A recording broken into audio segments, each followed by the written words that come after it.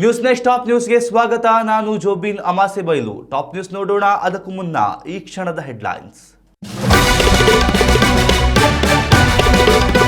ಸಂಪುಟ ವಿಸ್ತರಣೆ ಬಳಿಕ ಶುರು ಖಾತೆ ಹಂಚಿಕೆ ಟೆನ್ಷನ್. ಪ್ರಬಲ ಖಾತೆಗಾಗಿ ಮಂತ್ರಿ ಮಹನೀಯರಿಂದ ಡಿಮ್ಯಾಂಡ್.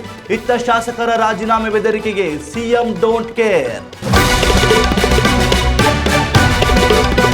ರಾಜ್ಯದ ಪಡಿತದಾರರಿಗೆ ಗುಡ್ ನ್ಯೂಸ್. ಒಮ್ಮೆಲೆ ಸಿಗಲಿದೆ ಆಗಸ್ಟ್ ಸೆಪ್ಟೆಂಬರ್ ತಿಂಗಳ ರೇಷನ್. ಧಾನ್ಯ ಕಳ್ಳ ಸಾಗಾಣಿಕೆ ತಡೆಗೆ ಆಹಾರ ಇಲಾಖೆ ಹೈ ಅಲರ್ಟ್. ಪೆಸಿಫಿಕ್ ಸಾಗರದಲ್ಲಿ ಪ್ರಬಲ ಚಂಡಮಾರುತ ಅಬ್ಬರ. ಅರಬ್ಬಿ ಸಮುದ್ರದಲ್ಲಿ ದುರ್ಬಲಗೊಳ್ಳಲಿದೆ ಮುಂಗಾರು ಪ್ರಭಾವ. ರಾಜ್ಯದಲ್ಲಿ ತಣ್ಣಗಾಗಲಿದೆ ವರುಣನ ಆರ್ಭಟ. ವಾಹನ ಮಾಲೀಕರಿಗೆ ಬಿಗ್ ಶಾಕ್. ಇನ್ಶೂರೆನ್ಸ್ ಇಲ್ಲದಿದ್ರೆ ಸಿಗಲ್ಲ ಪೆಟ್ರೋಲ್. ಸುಪ್ರೀಂ ಕೋರ್ಟ್ನಿಂದ ಹೊಸ ರೂಲ್ಸ್ ಪ್ರಸ್ತಾಪ. ಯುಪಿಐ ಬಳಕೆದಾರರಿಗೆ ಬರಲಿದೆ ಹೊಸ ನಿಯಮ. ಶೀಘ್ರದಲ್ಲಿ ಬೀಳಲಿದೆ ಉಚಿತ ಸೇವೆಗೆ ಬ್ರೇಕ್. ವ್ಯಾಪಾರಿ ಶುಲ್ಕ ವಿಧಿಸಲು ಸಂಸತ್ತಿನಲ್ಲಿ ತಿದ್ದುಪಡಿ ಪ್ರಸ್ತಾವನೆ.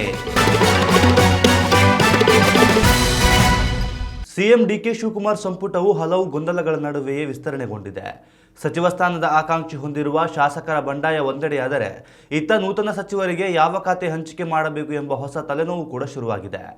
ನೂತನ ಸಚಿವರು ಪ್ರಬಲ ಖಾತೆಗಳಿಗೆ ಪಟ್ಟು ಹಿಡಿದಿದ್ದು, ಯಾರಿಗೂ ಬೇಸರವಾಗದಂತೆ ಖಾತೆ ಹಂಚಿಕೆ ಮಾಡಬೇಕಾದ ಜವಾಬ್ದಾರಿ ಇದೀಗ ಸಿಎಂ ಡಿಕೆ ಶಿವಕುಮಾರ್ ಅವರ ಮೇಲಿದೆ. ಮೂಲಗಳ ಪ್ರಕಾರ ಹಿರಿಯ ನಾಯಕ ಪಿಎಂ ನರೇಂದ್ರ ಸ್ವಾಮಿ ಅವರಿಗೆ ಸಮಾಜ ಕಲ್ಯಾಣ ಇಲಾಖೆಯ ಉಸ್ತುವಾರಿ ಸಿಗುವ ಸಾಧ್ಯತೆ ಇದೆ. ಕಾನೂನು ಮತ್ತು ಸಂಸದೀಯ ವ್ಯವಹಾರಗಳ ಜೊತೆಗೆ ಪ್ರವಾಸೋದ್ಯಮ ಇಲಾಖೆಯು ಬಸವರಾಜ ರಾಯರೆಡ್ಡಿ ಅವರ ಪಾಲಾಗಬಹುದು. ಎಸ್ ಮಲ್ಲಿಕಾರ್ಜುನ ಅವರಿಗೆ ತೋಟಗಾರಿಕೆ ಹಾಗೂ ಗಣಿ ಇಲಾಖೆ, ಎನ್ ಚೆಲುವರಾಯಸ್ವಾಮಿ ಅವರಿಗೆ ಕೃಷಿ ಮತ್ತು ಕೆಎಂ ಶಿವಲಿಂಗೇಗೌಡ ಅವರಿಗೆ ವಸತಿ ಇಲಾಖೆಯ ಹೊಣೆಗಾರಿಕೆ ದೊರೆಯುವ ನಿರೀಕ್ಷೆ ಇದೆ.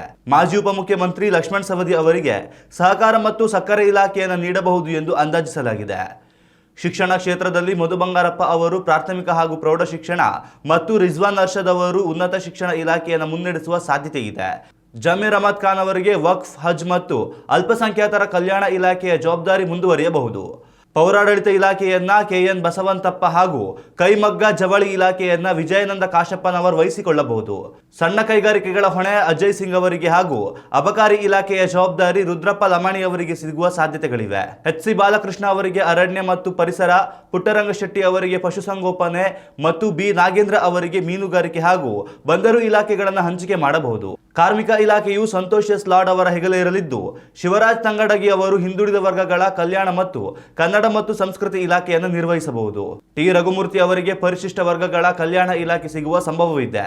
ಪ್ರಸ್ತುತ ಸಂಪುಟದ ಒಟ್ಟು ಬಲ 33ಕ್ಕೆ ಏರಿಕೆಯಾಗಿದ್ದು, ಇಲಾಖೆಗಳ ಅಧಿಕೃತ ಹಂಚಿಕೆಯ ಅಧಿಕೃತ ಆದೇಶಕ್ಕಾಗಿ ಎಲ್ಲರೂ ಕಾಯುತ್ತಿದ್ದಾರೆ.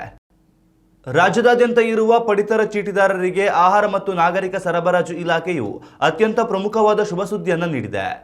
ಅಕ್ಕಿ ಮತ್ತು ಧಾನ್ಯಗಳ ದಾಸ್ತಾನು ಪ್ರಕ್ರಿಯೆಯಲ್ಲಿ ಉಂಟಾಗಿರುವ ಬದಲಾವಣೆಗಳಿಂದಾಗಿ ಮುಂದಿನ ಆಗಸ್ಟ್ ಹಾಗೂ ಸೆಪ್ಟೆಂಬರ್ ತಿಂಗಳ ಪಡಿತರ ಸಾಮಗ್ರಿಗಳನ್ನು ಒಂದೇ ಬಾರಿಗೆ ಫಲಾನುಭವಿಗಳಿಗೆ ತಲುಪಿಸಲು ಸರ್ಕಾರ ಮುಂದಾಗಿದೆ. ಕೇಂದ್ರ ಸರ್ಕಾರದ ಬೆಂಬಲ ಬೆಲೆ ಯೋಜನೆ ಅಡಿಯಲ್ಲಿ ಪ್ರಸ್ತುತ ಬೃಹತ್ ಪ್ರಮಾಣದಲ್ಲಿ ಆಹಾರ ಧಾನ್ಯಗಳ ಖರೀದಿ ನಡೆದಿರುವುದೇ ಈ ಮಹತ್ವದ ತೀರ್ಮಾನಕ್ಕೆ ಮುಖ್ಯ ಕಾರಣವಾಗಿದೆ. ರಾಷ್ಟ್ರೀಯ ಆಹಾರ ಭದ್ರತಾ ಕಾಯ್ದೆಯಡಿಯಲ್ಲಿ ಬರುವ ಈ ಯೋಜನೆಯಿಂದಾಗಿ ಬಿಪಿಎಲ್ ಕಾರ್ಡ್ ಹೊಂದಿರುವ ಪ್ರತಿಯೊಬ್ಬ ನಾಗರಿಕರಿಗೂ ಈ ದೊಡ್ಡ ಸೌಲಭ್ಯ ಸಿಗಲಿದೆ. ಪ್ರತಿ ಫಲಾನುಭವಿಗೆ ತಲಾ 6 ಕೆಜಿ ಪೌಷ್ಟಿಕ ರಾಗಿ ಹಾಗೂ 4 ಕೆಜಿ ಅಕ್ಕಿಯನ್ನ ಈ 2 ತಿಂಗಳ ಕೋಟಾದ ಅಡಿಯಲ್ಲಿ ಒಟ್ಟಿಗೆ ವಿತರಿಸಲಾಗುವುದು. ತಾಂತ್ರಿಕ ಪ್ರಕ್ರಿಯೆಗಳು ಹಾಗೂ ಲೆಕ್ಕಾಚಾರದ ನಿಖರತೆಗಾಗಿ ಸಾರ್ವಜನಿಕರು ನ್ಯಾಯಬೆಲೆ ಅಂಗಡಿಗಳಲ್ಲಿ 2 ಪ್ರತ್ಯೇಕ ಬಾರಿ ತಮ್ಮ ಬಯೋಮೆಟ್ರಿಕ್ ಹೆಬ್ಬೆರಳ ಗುರುತನ್ನು ದಾಖಲಿಸುವುದು ಅಗತ್ಯವಾಗಿದೆ. ವಿತರಣೆಯ ದಿನಗಳಲ್ಲಿ ಸರ್ವರ್ ದೋಷದಿಂದ ಸಾರ್ವಜನಿಕರಿಗೆ ತೊಂದರೆಯಾಗದಂತೆ ಇಲಾಖೆಯು ಮುನ್ನೆಚ್ಚರಿಕೆ ಕ್ರಮಗಳನ್ನು ಕೈಗೊಂಡಿದೆ. ಇದೇ ಸಂದರ್ಭದಲ್ಲಿ ಬಡವರಿಗಾಗಿ ಮೀಸಲಿಟ್ಟ ಪಡಿತರ ಧಾನ್ಯಗಳು ಕಾಳಸಂತೆಯಲ್ಲಿ ಮಾರಾಟವಾಗುವುದನ್ನು ತಡೆಗಟ್ಟಲು ಸರ್ಕಾರ ಕಠಿಣ ನಿಗಾ ವಹಿಸಿದೆ. ಅಕ್ರಮ ಸಾಗಾಣಿಕೆಯನ್ನ ಸಂಪೂರ್ಣವಾಗಿ ನಿಯಂತ್ರಿಸಲು ಪೊಲೀಸ್, ಕಂದಾಯ ಮತ್ತು ಆಹಾರ ಇಲಾಖೆಯ ಅಧಿಕಾರಿಗಳನ್ನೊಳಗೊಂಡ ಜಂಟಿ ಕಾರ್ಯಪಡೆಯನ್ನು ರಚಿಸುವಂತೆ ಎಲ್ಲ ಜಿಲ್ಲಾಧಿಕಾರಿಗಳಿಗೆ ಕಟ್ಟುನಿಟ್ಟಿನ ಆದೇಶ ನೀಡಲಾಗಿದೆ. ಸಾರ್ವಜನಿಕರು ಯಾವುದೇ ಅನ್ಯಾಯ ಅಥವಾ ತೊಂದರೆ ಎದುರಿಸಿದಲ್ಲಿ ತಕ್ಷಣ ದೂರು ನೀಡಲು 1967 ಉಚಿತ ಸಹಾಯವಾಣಿ ಸಂಖ್ಯೆಯನ್ನ ಪ್ರತಿ ಪಡಿತರ ಕೇಂದ್ರದಲ್ಲಿ ಕಡ್ಡಾಯವಾಗಿ ಬರೆಯಲು ಅಧಿಕಾರಿಗಳು ಸೂಚಿಸಿದ್ದಾರೆ. ಈ ವ್ಯವಸ್ಥೆಯು ಮುಂದಿನ ದಿನಗಳಲ್ಲಿ ರಾಜ್ಯ ಸರ್ಕಾರದ ಪಾಲಿನ ಪಡಿತರಕ್ಕೂ ಅನ್ವಯವಾಗಲಿದೆ. ಕರ್ನಾಟಕ ರಾಜ್ಯದಲ್ಲಿ ಸದ್ಯ ಮುಂಗಾರು ಮಳೆಯ ತೀವ್ರತೆ ತುಸು ಕಡಿಮೆಯಾಗುವ ಮುನ್ಸೂಚನೆಗಳು ಗೋಚರಿಸುತ್ತಿವೆ. ಪೆಸಿಫಿಕ್ ಸಾಗರದ ಜಪಾನ್ ಕರಾವಳಿ ಭಾಗದಲ್ಲಿ ತಲೆದೂರಿರುವ ಶಕ್ತಿಶಾಲಿ ಚಂಡಮಾರುತದ ನೇರ ಪ್ರಭಾವವು ಹಿಂದೂ ಮಹಾಸಾಗರ ಹಾಗೂ ಅರಬ್ಬಿ ಸಮುದ್ರದ ಮೇಲಾಗುತ್ತಿದೆ. ಇದರಿಂದಾಗಿ ಅರಬ್ಬಿ ಸಮುದ್ರದ ಕಡೆಗೆ ಬರಬೇಕಿದ್ದ ತೇವಾಂಶಭರಿತ ಮಾರುತಗಳ ದಿಕ್ಕು ಬದಲಿಸಿ ಬಂಗಾಳ ಕೊಲ್ಲಿಯ ಮೂಲಕ ಬೇರೆ ದೇಶಗಳತ್ತ ಸಾಗುತ್ತಿರುವುದರಿಂದ ರಾಜ್ಯದಲ್ಲಿ ಮುಂಗಾರು ದುರ್ಬಲಗೊಳ್ಳುವ ಸಾಧ್ಯತೆ ಇದೆ. ಆದಾಗ್ಯೂ ಹವಾಮಾನ ಇಲಾಖೆಯ ಪ್ರಕಾರ ರಾಜ್ಯದ ವಿವಿಧ ಜಿಲ್ಲೆಗಳಲ್ಲಿ ಮುಂದಿನ ಕೆಲವು ದಿನಗಳ ಕಾಲ ಸಾಧಾರಣದಿಂದ ಭಾರೀ ಮಳೆಯಾಗುವ ಮುನ್ಸೂಚನೆ ಇದೆ. ಕರಾವಳಿಯ ಉಡುಪಿ ಮತ್ತು ಉತ್ತರ ಕನ್ನಡ ಜಿಲ್ಲೆಗಳಲ್ಲಿ ಆಗಸ್ಟ್ 12ರವರೆಗೆ ಬಿಟ್ಟು ಉತ್ತಮ ಮಳೆಯಾಗಲಿದೆ. ಮಲೆನಾಡಿನ ಕೊಡಗು, ಹಾಸನ, ಚಿಕ್ಕಮಗಳೂರು ಮತ್ತು ಶಿವಮೊಗ್ಗ ಜಿಲ್ಲೆಗಳಲ್ಲಿ ಆಗಸ್ಟ್ 10ರವರೆಗೆ ಸಾಧಾರಣ ಮಳೆಯ ವಾತಾವರಣ ಮುಂದುವರಿಯಲಿದೆ. ಉತ್ತರ ಒಳನಾಡಿನ ಬೆಳಗಾವಿ, ಧಾರವಾಡ, ಗದಗ, ರಾಯಚೂರು ಸೇರಿದಂತೆ ಪ್ರಮುಖ ಜಿಲ್ಲೆಗಳಲ್ಲಿ ಆಗಸ್ಟ್ 9ರವರೆಗೆ ಅಲ್ಲಲ್ಲಿ ಹಗುರ ಮಳೆಯಾಗುವ ಸಾಧ್ಯತೆ ಇದೆ.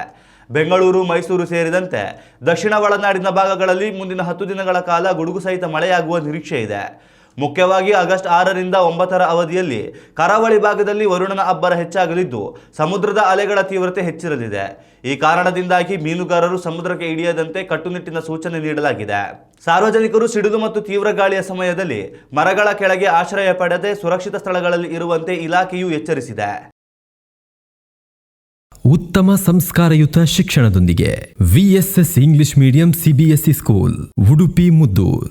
ನರ್ಸರಿಯಿಂದ 10ನೇ ತರಗತಿವರೆಗೆ ಶಿಕ್ಷಣದ ಜೊತೆಗೆ 5ರಿಂದ 10ನೇ ತರಗತಿವರೆಗಿನ ವಿದ್ಯಾರ್ಥಿನಿಯರಿಗೆ ಉತ್ತಮ ಹಾಸ್ಟೆಲ್ ಸೌಲಭ್ಯವೂ ಇದೆ.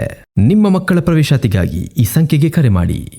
ದೇಶದಲ್ಲಿ ರಸ್ತೆ ಸುರಕ್ಷತಾ ನಿಯಮಗಳನ್ನು ಮತ್ತಷ್ಟು ಕಟ್ಟುನಿಟ್ಟಾಗಿಸಲು ಸುಪ್ರೀಂ ಕೋರ್ಟ್ ಮಹತ್ವದ ಹೆಜ್ಜೆಯೊಂದನ್ನು ಇಟ್ಟಿದೆ.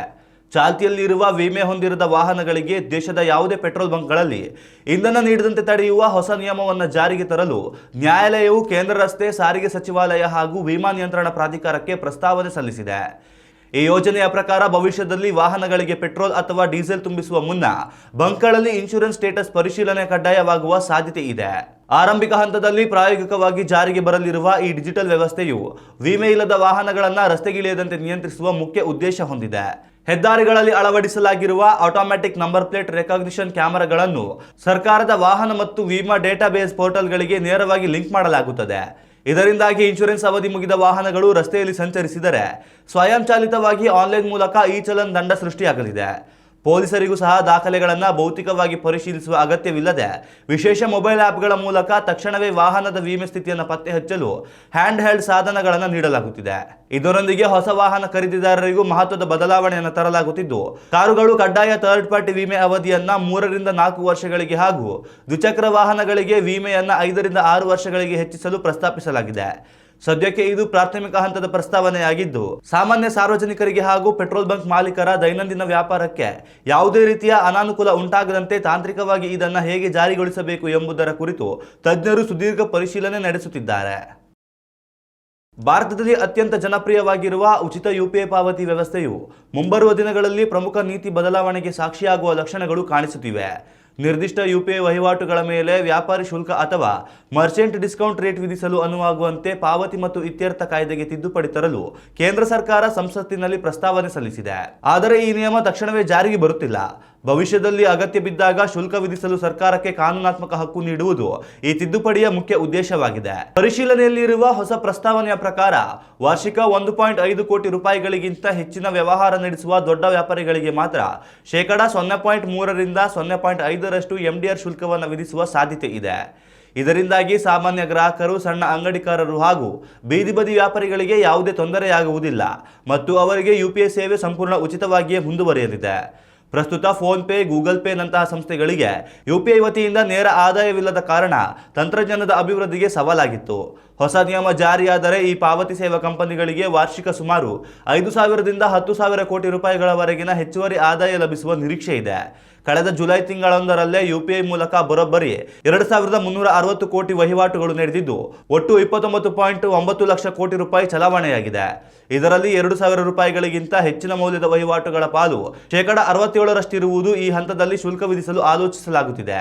ಆದಾಗ್ಯೂ ಕೇಂದ್ರ ಸರ್ಕಾರದಿಂದ ಅಂತಿಮ ಅಧಿಕೃತ ಆದೇಶ ಹೊರಬೀಳುವವರೆಗೂ ಸಾರ್ವಜನಿಕರು ಎಂದಿನಂತೆ ಉಚಿತವಾಗಿ ಹಣ ವರ್ಗಾವಣೆ ಮಾಡಬಹುದು. ಇನ್ನಷ್ಟು ತಾಜಾ ಸುದ್ದಿಗಳಿಗಾಗಿ ನೋಡ್ತಾ ಇರಿ ನ್ಯೂಸ್ ನೆಕ್ಸ್ಟ್. ಇದು ವರ್ತಮಾನದ ಕೈಗನ್ನಡಿ. ಉತ್ತಮ ಸಂಸ್ಕಾರಯುತ ಶಿಕ್ಷಣದೊಂದಿಗೆ VSS English medium CBSE school Udupi Muddur. ನರ್ಸರಿಯಿಂದ 10ನೇ ತರಗತಿವರೆಗೆ ಶಿಕ್ಷಣದ ಜೊತೆಗೆ 5ರಿಂದ 10ನೇ ತರಗತಿವರೆಗಿನ ವಿದ್ಯಾರ್ಥಿನಿಯರಿಗೆ ಉತ್ತಮ ಹಾಸ್ಟೆಲ್ ಸೌಲಭ್ಯವೂ ಇದೆ. ನಿಮ್ಮ ಮಕ್ಕಳ ಪ್ರವೇಶಾತಿಗಾಗಿ ಈ ಸಂಖ್ಯೆಗೆ ಕರೆ ಮಾಡಿ.